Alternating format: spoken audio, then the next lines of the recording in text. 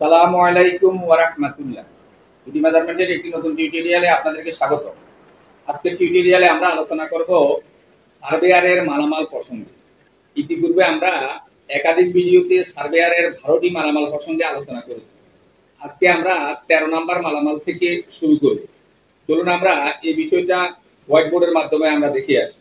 তার আগে যাদের কাছে আমাদের লেকচার শিটটা আছে, ওনারা লেকচার শিটের 5 নাম্বার পেজটা খুলে বসতে পারেন। এখানে এই মালামালগুলো প্রসঙ্গে বিস্তারিত আলোচনা করা আছে। চলুন আমরা বিষয়টা একটু হোয়াইট বোর্ডের মাধ্যমে দেখে আসি। 13 নাম্বার যে মালামাল সেটা হলো ওয়াটার লেভেল। ওয়াটার লেভেল বলতে আমার একটা যন্ত্র, যেটা আপনি দেখবেন এই আকৃতির একটা যন্ত্র, যেটা পানি দিয়ে ভর্তি থাকে এবং এখানে এমন একটা ফোঁটা থাকবে যেটা যে কোনো কিছুর উপর ধরলে, অর্থাৎ উপরে কোনো কিছুর উপরের উচ্চতা সমান করার জন্য এই বিষয়গুলো, এই যন্ত্রটা ব্যবহার করা হয়। এটা আমরা আমাদের পাহাড় মাপার ভিডিওতে দেখাইছি যে অনেক সময় আপনাকে উপরের লেভেলটা সমান করতে হবে, যে এই কুটি থেকে এই কুটির উপরের লেভেলটা সমান আছে কিনা, এটার জন্য এরকম ওয়াটার লেভেলটা ব্যবহার করা হয়। এরপরে দিক দর্শন কম্পাস, অর্থাৎ উত্তর দিক, দক্ষিণ দিক, পূর্ব দিক, পশ্চিম দিক চিনানোর জন্য একটা কম্পাস যন্ত্র ব্যবহার করা হয়, যেটাকে বলা হয় দিক দর্শন কম্পাস। দিক দর্শন কম্পাসটা এরকম, এটার বৈশিষ্ট্য হলো এটাতে যে লাল কাঁটাটা দেখছেন, এই লাল কাঁটাটা সব সময় উত্তর দিকে থাকবে। তাহলে আমি খুব সহজে উত্তর দিক পেয়ে গেলাম। এখন আপনি যদি উত্তর দিক পেয়ে যান, তাহলে আপনার উত্তরমুখী হয়ে যখন দাঁড়াবেন, নিশ্চয়ই আপনার পিছনে দক্ষিণ। আর দেখা গেছে যে আপনার এলাকার কথা আপনি চিন্তা করেন চোখ বন্ধ করে, যে আপনি উত্তর দিকে ফিরে দাঁড়াইছেন, দেখুন আপনার ডান হাতের দিকে থাকবে সব সময় পূর্ব এবং বাম হাতের দিকে থাকবে আপনার পশ্চিম। এই হিসাবে দেখা গেছে যে উত্তর, দক্ষিণ, পূর্ব, পশ্চিম এই কম্পাস যন্ত্রটার মাধ্যমে আপনি খুব সহজে নিয়ন্ত্রণ করতে পারবেন। এর পরবর্তীতে আসেন ম্যাগনিফাই গ্লাস। ম্যাগনিফাই গ্লাসটা ব্যবহার করা হয় ছোট জিনিসকে বড় করে দেখানোর জন্য। এই যে একটা আমার হাতে একটা ম্যাগনিফাই গ্লাস দেখতেছেন, এটা দিয়ে ছোট জিনিসকে বড় করে দেখানোর জন্য এই ম্যাগনিফাই গ্লাসটা ব্যবহার করা হয়।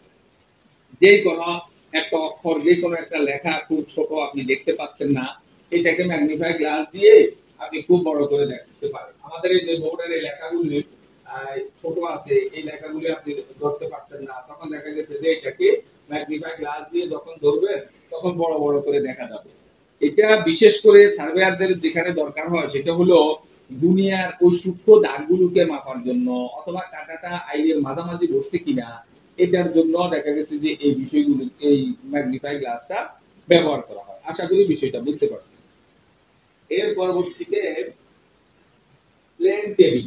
সার্ভেয়ারের কাছে পায়া একটা টেবিল থাকবে, যেটা দেখা গেছে যে উঁচা নিচা যে কোনো ঢালু জমিতে যে কোনো জায়গায় এটা বসাইতে এরকম সুবিধা হয়। এরকম অর্থাৎ উপরের লেভেল সমান করা যায়, যেহেতু পায়া, এই জন্য যে কোনো জায়গায় এটাকে সেট করা যায়। এরকম একটা পায়ার টেবিল থাকবে।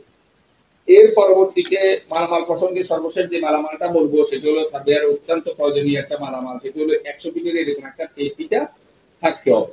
এই টেপ পিটাটার ভিতরে 100 ফুট আছে এবং 100 ফুট হিসাবে সাধারণত এরকম পরিমাপ করা হয়, যার কারণে এটা 100 ফিটে 30 মিটার হিসাবে আছে।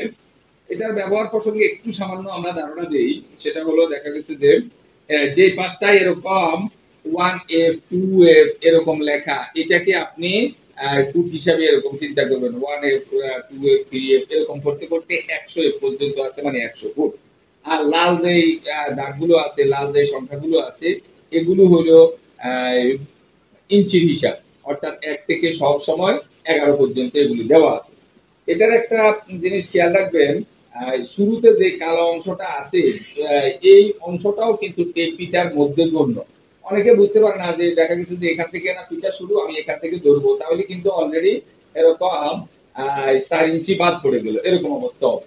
আর এই লোহার এই অংশটার কথা বলবো, আমাদের দেশে একবারে বেশিরভাগ টেপ পিটা গুলা এই লোহার অংশটাও এরকম পরিমাপের মধ্যে গণ্য, যার কারণে আপনাকে যেখান থেকে মাপতে বলবে আপনি এই লোহার অংশটা সহকারে ধরবেন। এখন লোহার অংশটা আদৌ মাপের মধ্যে কিনা, এটা আপনি কিভাবে বুঝবেন? ধরেন আপনি টেপ পিটার 5 ইঞ্চিকে এরকম ভাঁজ করেন, 5 ইঞ্চিকে ভাঁজ করে দেখেন তো 10 কোণ পর্যন্ত পড়ে। 10 আমি দেখতেছি আমার একবারে লোহার অংশটা নিয়ে পড়তেছি, তার মানে আমরা এই কথা বুঝতে পারি যে আমাদের এই টেপ ফিতার লোহার অংশটাও এরকম টেপ ফিতার মধ্যে গণ্য। এখন আমি যদি এভাবে ধরি পরিমাপের জন্য, তাহলে কিন্তু 1 ইঞ্চি বাদ পড়ে যাবে, এই জন্য ধরতে হবে। আর মনে রাখবেন টেপ ফিতাটা ধরার সময় লেভেলটা একটু যাতে সমান থাকে, যে এরকম উপরে নিচ যাতে এরকম না হয়, তাহলে কিন্তু কয়েক ইঞ্চি পার্থক্য হয়ে যাবে। লেভেলটা একটু যাতে সমান থাকে এভাবে আমরা ধরার চেষ্টা করি। একবারে টানাটানিও না, একবারে ছাড়াছাড়িও না। টেপ ফিতাটাকে যখন বড় করবেন তখন এটা দেখা গেছে যে স্বভাবতই অনেক সময় জোরে টান দিলে 1 ইঞ্চি বাড়তি হয়ে যাবে, একবারে ছাড়িয়ে দিলে অনেক সময় 1 ইঞ্চি কমে যাবে।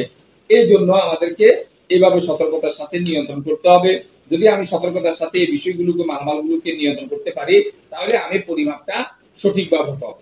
আশা করি বিষয়টা বুঝতে পারছেন। কোন অংশে না বুঝলে আমাদেরকে কমেন্ট করলে আমরা জবাব দেওয়ার চেষ্টা করব ইনশাআল্লাহ। ভিডিওটি ভালো লাগলে লাইক, কমেন্ট এবং শেয়ার করবেন।